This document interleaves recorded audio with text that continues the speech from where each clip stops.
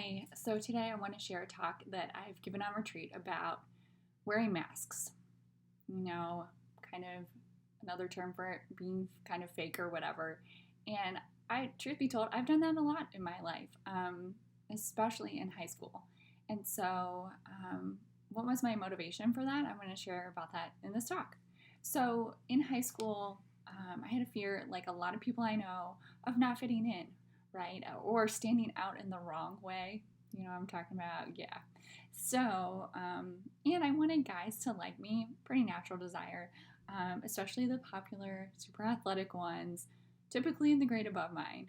And I had a lot of self doubts. Am I enough um, to capture their admiration and their attention? To be that girl who's pretty and sexy and funny and smart, all rolled into one person. And so I put on a lot of masks.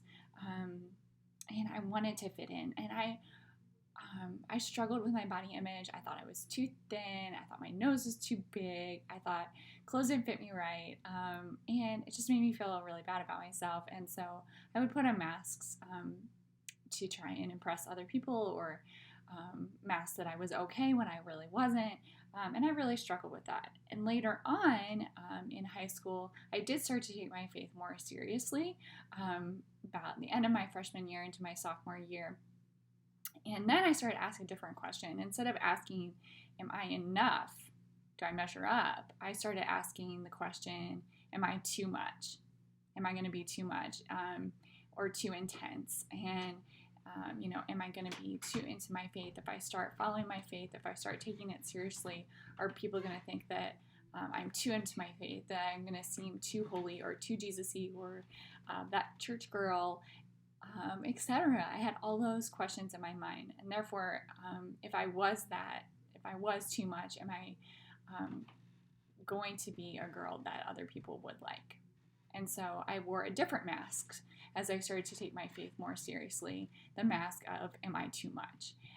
And by following and seeking God first, I had this worry that I was going to lose out. That fear of missing out was very real. By not going to a party that I know it's going to have alcohol in it, by not dressing a certain way, by not staying out late on a Saturday so that I can focus on God on Sunday morning and go to church.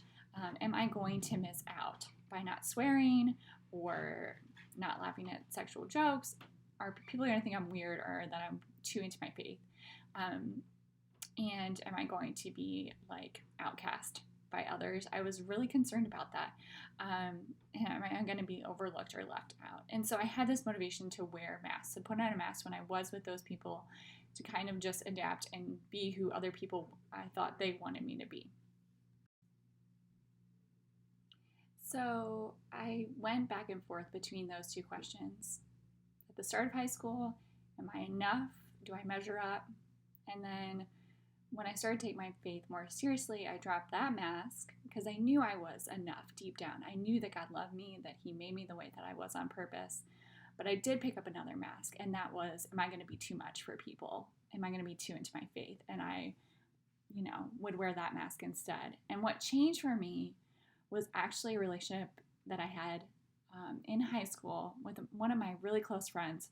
Her name was Ellen.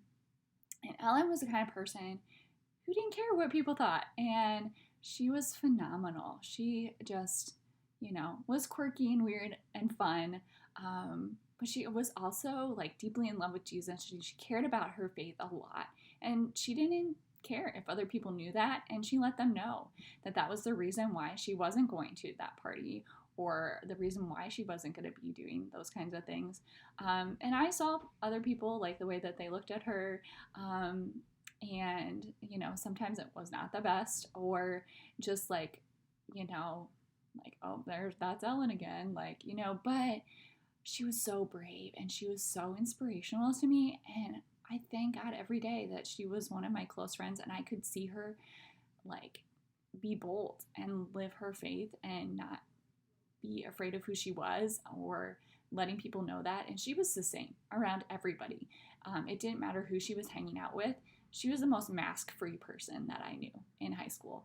And thankfully, she was one of my close friends. And my junior year, after hanging out with Ellen for a while and getting to be around her and see her, like, her respond in different situations that she would face, I realized, like, that's who I want to be like. Like, she was just so inspiring to me to be authentically myself, especially when it came to my faith, and to not be afraid to be me.